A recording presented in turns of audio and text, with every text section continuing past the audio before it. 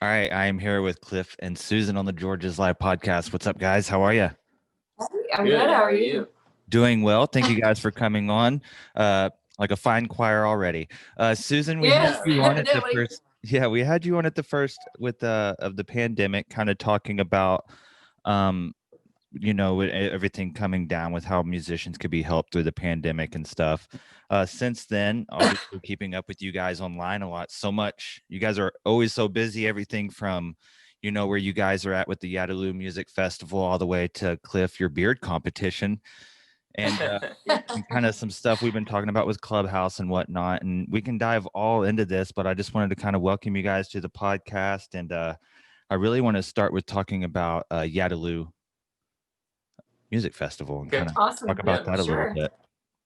Well, yeah, we in 2019 was our inaugural year here, and it's on the banks of the Arkansas River in North Little Rock, and it was an awesome time. The hardest thing, the best of times and the worst of times, trying to produce a festival, and basically launch a brand without having some creative, like all of the telling the story of how to get people there before we actually have the event and what's in our brains and making that happen there.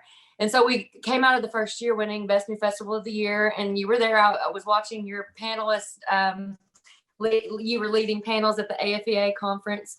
And then last year, of course, we were excited about moving into our year two, and then we had to pivot. We went ahead and did virtual. So we're a September festival, and we went virtual with CWP Productions, helped us really make a great production happen. And then here we are in January, and we're looking at September of this year, what's feasible. And we have I'm just keeping my ear to the ground at this point.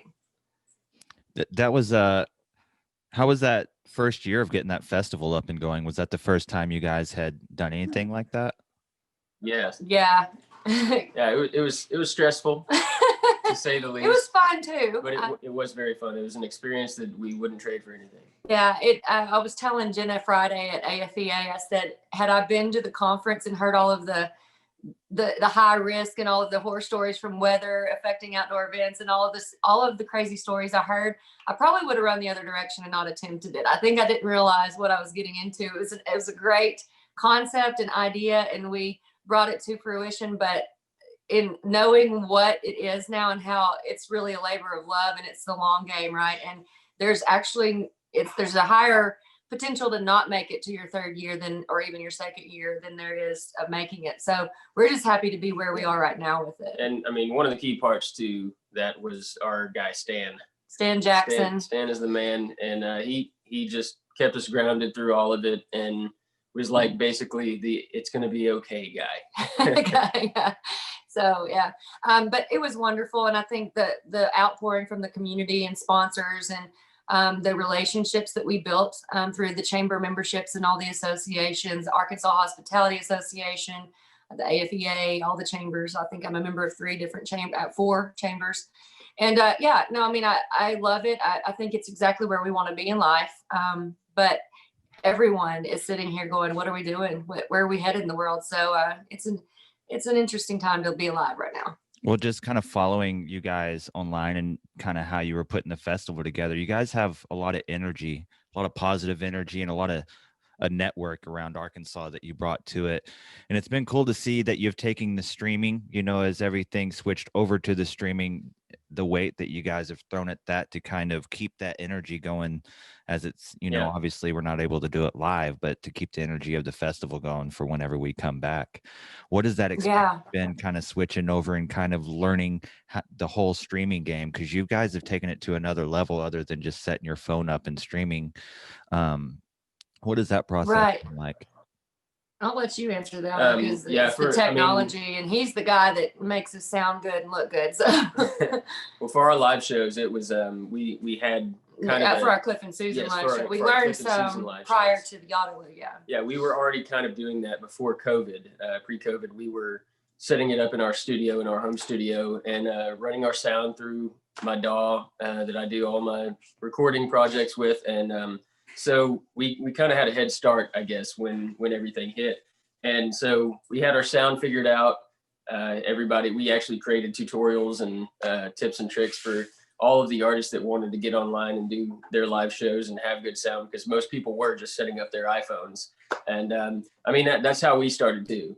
But then we figured out the iRig and all of that. But then fast forward to Yadaloo. Right. And I mean, really, like she said, the integral part of Yadaloo was CWP Productions. They are leaps and bounds over what we were doing just in our studio. I mean, they've got full on production. They staging, like four or five different computers linked to Zooms that we could bring in from everywhere, and teleprompters, a stage with a video screen. So I can't say enough things about Chris Pritchard and that team and Jonathan over there. Yeah. So and then now we are producing somewhere between our at home and the full on huge event that we had virtual in September last year. Every month, every third Thursday of the month, we're showcasing an artist, and we're bringing in 2 or 3 acts to Prowse Lounge in the back of Willie D's, which I'm the entertainment director there. And so we're doing a little mini session, if you will. And now we're going to have some remotes that are going to be live from like Nashville, New Orleans. We've got one that's in Fayetteville. And so just keeping the brand alive virtually. And I think the interesting conversation is, where are we going to go? Is it going to be hybrid this year? Is it always going to be hybrid? I think we'll get back to live events. Obviously, that's where we want to be. But where will we be with technology since we've all had to shift virtually? And so that's exciting for me. I geek out on that, on how can we create these gamification is the word that I'm hearing on Clubhouse, which I'm sure hopefully we'll talk about Clubhouse. But how do we create really unique experiences online continuing beyond the pandemic? Yeah, I love it. Kind of talk about a little bit about what kind of music you guys have at the festival, what genres and what styles. Yeah, so we chose to go with country music. Arkansas has always been just a really great hub for that. So we actually went with specifically Red Dirt and Texas Country, and that they've got an amazing market, very loyal fans. We're fans of Texas Country, and so our first year we had Stoney LaRue as our headliner, Jason Boland and the Stragglers, and William Clark Green were our kind of 3 headliners. And so it was an amazing event for our first year, and everyone was very impressed, and everybody's like, "How'd you get Stoney LaRue?" So, well, I think that we with first year festival and being budget conscious, we needed to bring in, not that it was inexpensive. It was definitely a big financial bite to chew, but we were able to bring in some names that would draw, that weren't the A-list price tag, like a Blake Shelton or something like that, and we just think that, and I'm sure you know this, but just Arkansas in general with that Red Dirt country, we love it. We kind of are in that direction with our own original music. And so we just like that authentic old school sound, less produced. What's the word? Less digital and more traditional. It's more organic. Yeah. So yeah, we went that direction and wanted to niche down into that. And it was so awesome, just that on the river, the banks of the river, being with the Little Rock skyline in the background, but we've got this huge piece of field.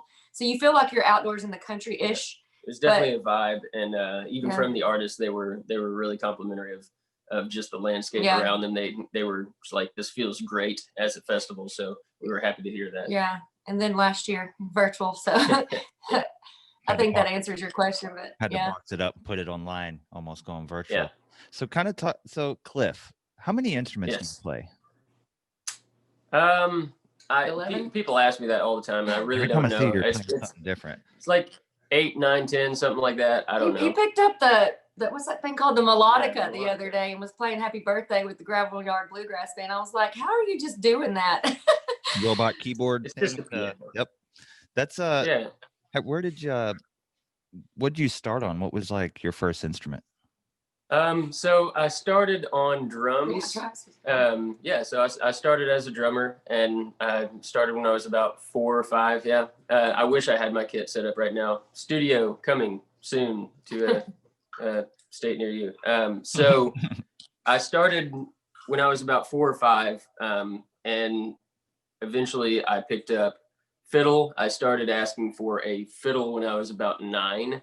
And they made me take guitar lessons first. I hated guitar. It was super boring. So they finally got me a fiddle. I took about 2 or 3 years of lessons there, and picked up guitar later on, bass, and all kinds of other instruments. Mandolin, Mandolin, dobro. dobro, banjo. I have to always look on the wall and go, what are those things here? Were you We don't have kind them of on like the wall. raised on like the country bluegrass stylings and stuff that led to that type of instrumentation? Yes, yes and no. With my fiddle, yes, my grandparents took me to Mountain View all the time. So we started going there when I was about 11 or 12 when I first started playing fiddle, and that was pretty much my experience with improvisation. I'd never done that before. You get in a circle with a group of guys, and it just goes around, kind of round robin there, and whoever's playing a song, they'll throw you a solo, and I was never afraid to try to play something, and they always liked that about me, because there were a lot of kids that were afraid that they'd mess up, and now I'm afraid that I'll mess up, but then I didn't care. I was just like, yeah, I'll try. And so that was a really, really fun experience for me. But other than that, my dad, he's a guitarist and singer and songwriter, and he's actually a respiratory therapist now, but he did the whole music scene when he was younger, and he was one of my influences growing up. I'd see him on stage. Rock and roll. That was awesome. Like that built-in support system. I bet he's happy to see his little one learning all these different instruments and catching it too, I bet. Yeah. He probably gets mad at me because he's like, I should have stuck with it. Yeah. So he living the rock and roll through you. So Susan, vicariously. And you play piano, and you've done you're like wicked awesome at it, and you've got like the piano bar thing. How long have you been doing that? Like that? Oh, well, a quick short background on. So I went to UCA and went into math and science, and was working in corporate world at Alltel headquarters at the time in Little Rock. Discovered piano bars. I took 10 years of classical piano lessons, and I was scared to sing. So I wanted to sing, but I was scared. Got down there, a little liquid courage, and I got up and played a few songs at a piano bar. I would go down to the piano bars with my friends, and early 20s, it's exciting to be hanging out and partying. And then I found that there's a really unique niche in the music industry with the piano bar scene. And so I eventually, fast forward a few years, I jumped corporate ship. And then I traveled. I went to Branson, LA, Vegas, international touring, met Cliff in 2016 at Willie D's here when I was home, and picked up a shift. And then we started our duo. So I'm addicted to the whole interaction of a piano bar. It's like the best of bringing music and people together, and the sing along and requesting, knowing a lot of songs, understanding why people, the nonverbal and the verbal cues of getting people to sing and interact, and the comedy that's involved in the shows. And then I eventually went from the dueling piano just to my own show in the solo piano bars, which were primarily international. And that's when Cliff and I joined, and we started our duo. And we would do the duo show in the solo piano bars, and just took my show from, me and a piano to next level, having this guy. I mean, it's just crazy. So, and then two voices, and I have that drum machine, which, I was talking to a real drummer. I know y'all have your thoughts on drum machines, but the drummer, I don't need an extra plane ticket. He'll show up on time, and he does what I say, regardless of whether it's wrong or right.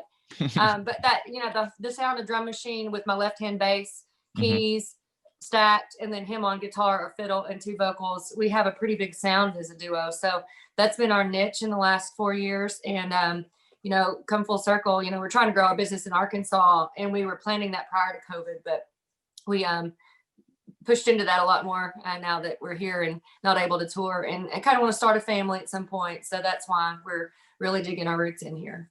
That's how much did that live performance experience come into whenever you were out doing your own stuff, then bringing that element into it? Did it kind of help? You say you had a little bit of stage fright before you got up there and did the piano bar stuff. Whenever you're doing your own stuff later on, you're kind of over that by that point, aren't you?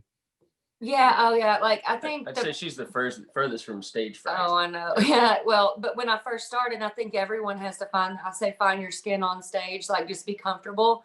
And the singing thing, I just threw myself at it all wrong. I've learned and had to come full circle. I work with a voice coach every week out of Vegas, and she does Zoom calls with me.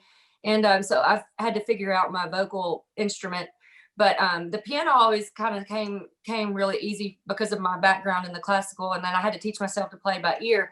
But the art of the true art in a piano bar is it's kind of weird how the music takes the back seat. Obviously that's like a prerequisite, but it's the performance and the interaction and knowing what to play when and the pacing of the show, because you're up there 4 or 5 hours and you got to keep these people entertained. So variety of genre, variety of content, mood, comedy, shot toast. I mean, all of the different things you can do featuring birthday girls.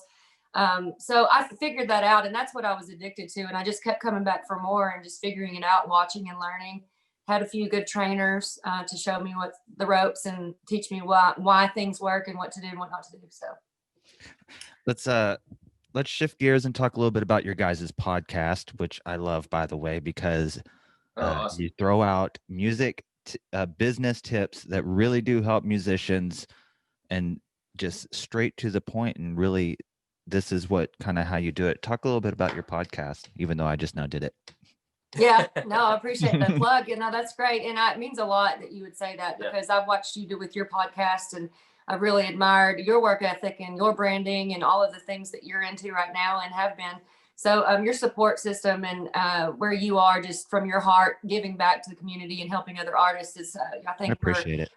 Yeah, we're in the same place mentally about, our mission, and our sharing is the way to go, and being an open book, especially for Arkansas, helping us all rise together.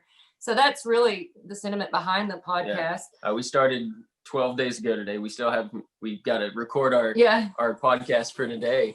So we started our daily challenge, 365 day podcast challenge. So we've been having a lot of fun with that, and it's like every time we're like, we need to do our podcast, we're like, whoa, wait, what are we going to talk about? Why do we never plan this? And so it's really just from the top of our heads mostly. And we've just been enjoying being able to share what we know about the music industry and what we don't know and what's coming up in the future. So and a lot of it might just be us talking gibberish and fooling around. So a couple.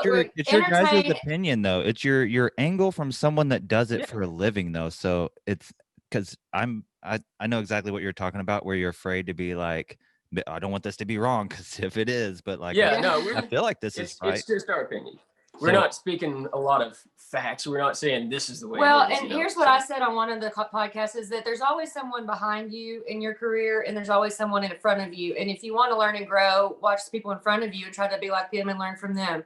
And but there's always somebody that may be looking at us saying, hey, how do they do it or whatever, we can share. And we all get down that path together. And that's really, and also, I started a DIY Artist Club Facebook group, and I'm just really just trying to share all of the things that I'm learning and help others along. And so, some of the podcasts are going to be more geared towards artists and helping, and then some will be a little bit more entertaining. So we want our audience to not just be independent artists, but also our fans that we've garnered over the years. So I think it's interesting for them to see our business side, but also for us to entertain a little bit. I even had Cliff play an original song at one of the podcasts. So we really don't know where we're headed. We're just doing it. And that's the fun of it. And I think it's helping us create a lot of content that we can repurpose. And it's just fun. I just love digital media and connection, especially right now. It's how we stay connected. No, I've been loving it, not because like I don't want to talk to people in person, but like I just love where the technology has kind of always been and geeking out on it. Luckily here at George's with the team and Brian here, luckily like jumping on the podcast game, and they were all for it and kind of geeking out on this Rodecaster when it first came out, and now how it connects to the computer, and then it's kind of, you can run so many channels into it, and you almost run like a whole PA system and everything just off of this little device that you also use as you're plugging into your computer and learning how everything works.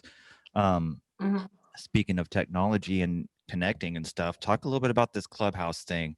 I've been trying to get an iPad for 4 days now. I will have one. How much time do we have? But it's crazy. I see, and I want you guys to kind of talk about what the app is, because you've been in it a little bit. I've been researching the crap out of it. I immediately thought of you, and I was like, hey, dude, it's perfect. It's everything that I've seen that I've always personally been looking for, like as far as connecting with musicians. It seems to be the tool that's been created. And talk a little bit. It is. Yeah, so Clubhouse, just a quick background on it. It's an iOS only because it's in beta. So it's only iOS devices, iPad or an iPhone, not a Mac computer. But it's audio iPad only. minis don't Think really live. work either. Do what? iPad minis, the first iPad generation didn't work either. So I can tell you what doesn't work. But it's where think live podcasts where all of these heavyweights in any industry, CEOs, entrepreneurs, A&R, music execs, all the way down to singer songwriters, and any walk of life, they're getting on there and they're talking. And there's a stage where people are hosting these rooms, and then you can just pop in and no hassle, no risk of being heard because everyone's muted unless you're on the stage. And so, I mean, Grant Cardone, Russell Brunson, Gary Vee. I was in a room with Paris Hilton yesterday. I talked to Dead Mouse, like Dead Mouse. Dead Mouse. I know. I don't ever know. Is that how you say it? Anyway, it's not Dead Mouse. I didn't say Dead Mouse, by the way. I knew I was saying it wrong, so I just didn't even say that. Is it not Dead Mouse? Hey. It's Dead Mouse. I think it's Dead Mouse, but I thought it was Dead Mouse. It may be both. But anyway, so yeah, no, it's awesome. It's inspiring. It's, like all of these people that I study and learn from, and some I never knew about, right? And it's like the coolest thing about it for me is that they take questions and real people are asking them where their head is in today's climate. And, many of them have courses or books and things they wrote pre-pandemic. And now you can really get an idea and your thumb on the pulse of where they're headed with their businesses, and then maybe model that. And so that's been really cool. And then Cliff was skeptical at first. I'll let you tell your story. Yeah, I mean, I'd say I'm still not. Because I was on all the time. I'm literally got gibber going on all the time around the house. Yeah, and he's like, it's a little bit much at times, but I mean, I'm not quite as in it as she is, as inundated. But tell what happened. I'm excited. Okay, so there was our friend Ashton Barbary, which you're obviously know her, and she pinged me and into this room that was happening, and it had I don't know if they were execs, but some people with American Idol and NBC's The Voice. So they were doing, I popped in and they were doing some singing. They're just a cappella singing. I was like, what's going on? And Ashton started messaging me on Facebook. It was like, hey, there's some people from American Idol and Voice, and they're doing like this audition contest thing. There's a cash prize and this recording package that you can win. And so I was like, okay. And I was in the other room. I was on my computer. Yeah. She was like going to sleep, and I was actually writing a song at the time, so I had my guitar in my hand already. And she was like, yeah, they're just gonna ask you to sing. I was like, ask me to what now? I'm gonna sing. And yeah, she was like, yeah, just do it. I have to do what? Like you had to just like a cappella? Yeah. No. Okay, so I thought so because everybody else was singing a cappella, and before I could even think of what I was going to do, they were like, Cliff, and I was like, oh crap, and I unmuted. I was like, yeah, I'm here, and they're like, all right, what are you going to sing? I was like, I have no idea. Okay, hold on. Do you want just a verse chorus of an original? And they were like, yeah, that's fine. Has to be an original. And and they said no backing tracks, and I was like, okay, can I play my guitar? And they're like, oh yeah, if you can play an instrument, that's fine. And so okay, that's what Ashton was saying. She didn't know that she could have played guitar. Yes. Okay. Yeah. She didn't know. Man. Yeah. Yeah, I know. And I just immediately asked. And so they were like, yeah, that's fine. And so I did just a little snippet of a song. I actually posted it. If y'all go to our Cliff and Susan Facebook and Instagram. She had posted the little clip of what I sang for them. It had to be a minute and a half, so he did a verse chorus. Right, yeah. And so they all liked it. They were like, man, I love how organic. You didn't even know what was going on. You just got in here and you just sang it. And it was just raw. So he walks in and tells me, I just passed the voice audition. I'm like, what? And we don't know if it's technically the voice. It's something, but he's in round 2 right now. So there's voting that's going to start. I think there's like a $300 or $350 cash prize with recording package with and swag. Recording package. Yeah. So you mastered the app. I don't know. He fell right into it. I loved it. It was like one of the first rooms that I was like, oh, what is this? But that's what's so awesome. And I fear that once they open it up to everyone, that these heavyweights are going to be a little less open to talk and share all of the stuff that's in their head, because right now it's just a wealth of knowledge. So I cannot wait after the million listeners on this podcast hear it. Well, yeah. And so if you're on Clubhouse, at Susan Prowse and at Cliff Prowse, that's where we are. And we do host some rooms. And as soon as you get on there, I'm going to have you moderating rooms with us because we were talking to the guy who curates IG Reels. I've got a call with him later today. He's telling us how to go viral on Instagram and with the new Reels feature. And he literally sits there and has like 2,000 Reels come across his desk every day. And he's the guy that says, yes, let it go through, or no, just don't kill it, but don't let it viral. It's crazy. Yeah. That's and you're a sound engineer too, right? Not like a professional one. Like I'll run sound for I like didn't my know own band, or like I'll capture sounds, but I'm not like a mixing person at all. I see. Okay. Well, you still might geek out to it. I've been trying to message a lot of the sound engineers that I follow, and been trying to get them to get on Clubhouse so they can host something to talk about some tips, stories, anything that they can to share. And that would be really cool. If I get on there and I see what it is, I'm gonna be instigating to get everybody that knows anything on there. Probably. I told you I cannot wait for you to get in there and play around. I can't wait to see what you do with it. Sorry, our dog is. No, you're fine. It's we've had all kinds of different animals on the podcast. Well, yeah, I just got to grab some kind of iPad that's coming soon. Yeah, so good. The Clubhouse app, do you think that? I mean, I know, Susan, I ask you questions like you created the app, asking you like what kind of. No, I'm a wealth of knowledge of what I know, and I learn every day. I was on there on Clubhouse till 1 a.m. last night. I finally said I got to stop and went to bed. So it's an addiction. Do you think have they said when it's going to be available on other platforms, or when it's going to be out of the beta phase? I saw there's about 150,000 downloads or something like that, I believe. Okay, yeah, I don't know the numbers. You know more than I do on that, but I do know they have a town hall every Sunday at 11 a.m. And so they release what they're doing and how right now they're making weekly changes to support the influx from a back-end server standpoint. So they made a lot of improvements in the last week there. They're starting, like they add an interest group so they can focus your hallway, because it's hard. They're just listening to user feedback and implementing changes weekly.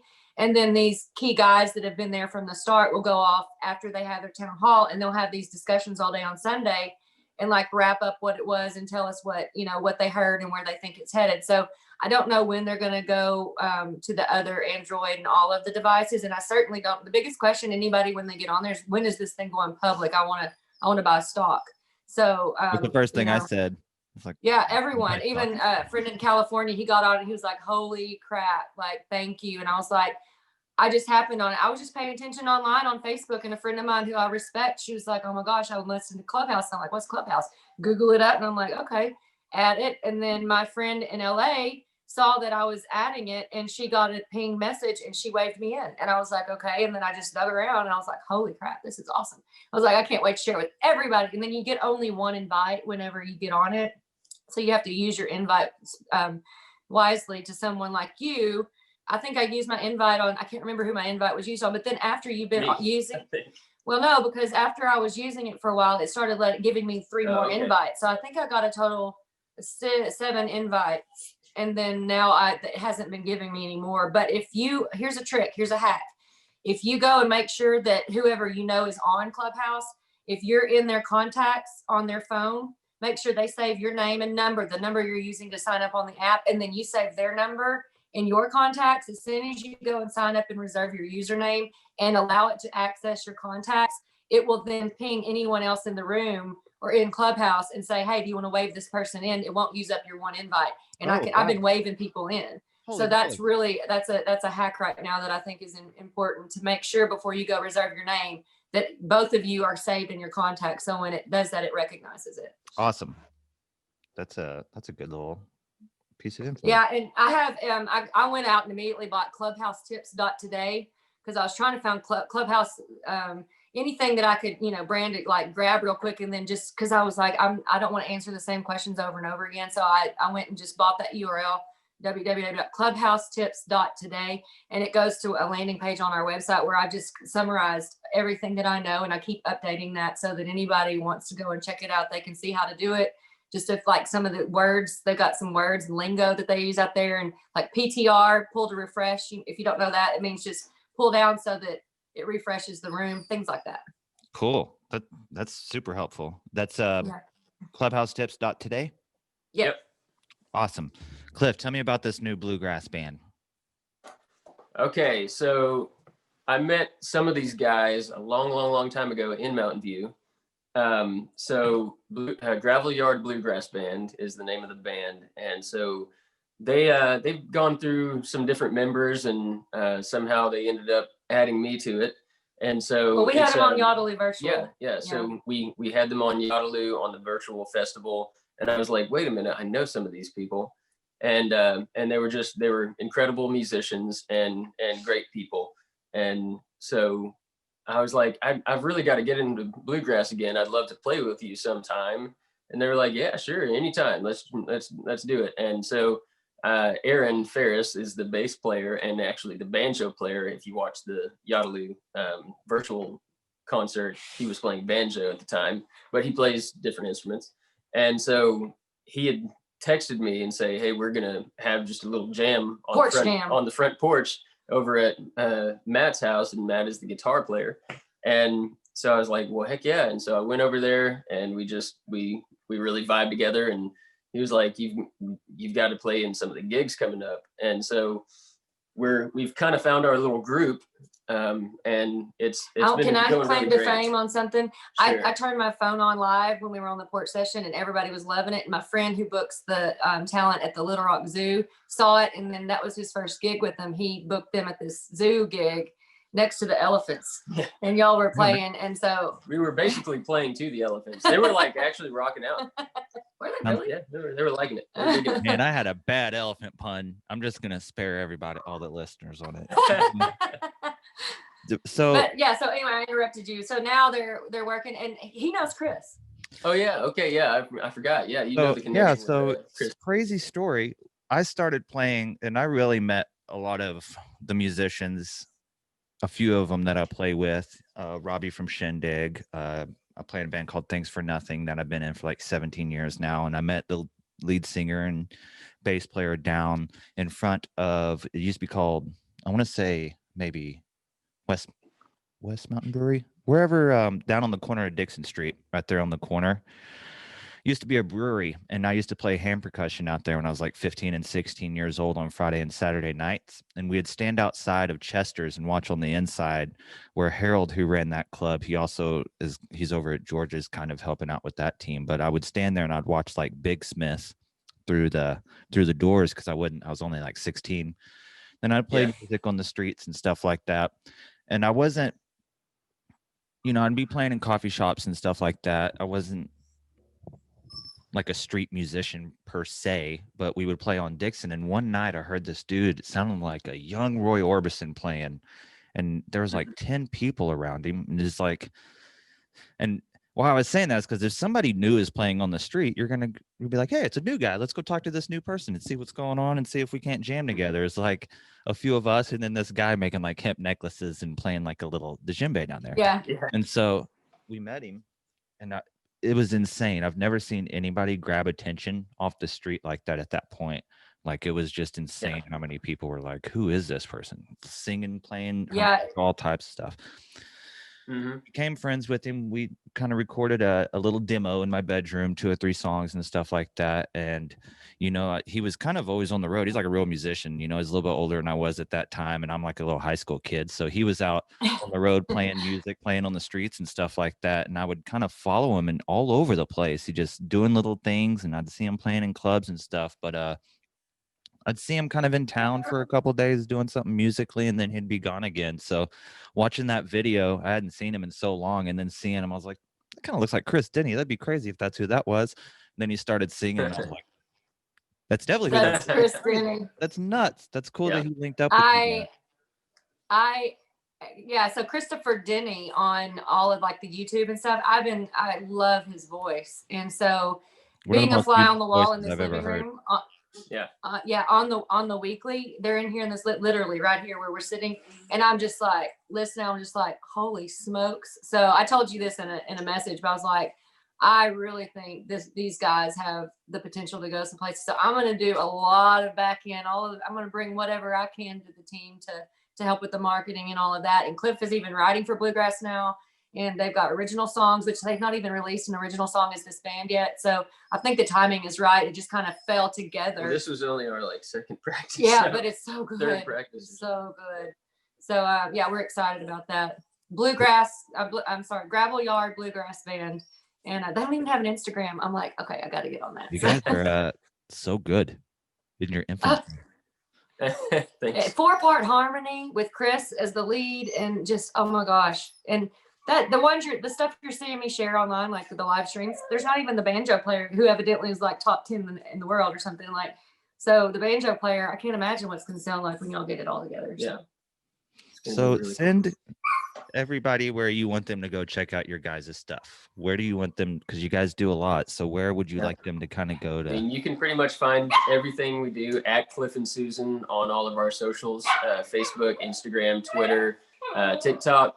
That's our duo branding. Now I will say that sorry, dogs. Booker, calm it down. I created like a little landing page. If anyone wants to connect with me, like on LinkedIn and all of the things that like my portfolio per se, you can go to susanerwinprowse.com, and that'll take you to everything that we do, and that kind of helps sum it up. So yeah, I mean everything from our jewelry, her paintings, to any Yadaloo, Big Red Dog Productions website, even my family's Erwin estate where I help them book their camping. So and of course me and my wife have been and involved in that. And the clubhouse tips is up there on the top. Do what? I'm sorry. Me and my wife has been eyeballing the estate to maybe come up there for a weekend sometime. Oh, Yeah, I will hook you up. Just let me know. Yeah, so anybody listening, I'll have links to everything that Cliff and Susan just now talked about in the description of this podcast. Thank you guys for coming on and talking about all this.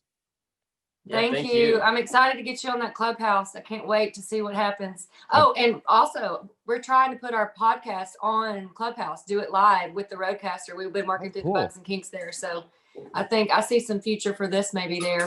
Pretty cool. Oh, nice. Yeah, that'd be super awesome. Well, thank you guys for coming on, and we'll see you guys soon.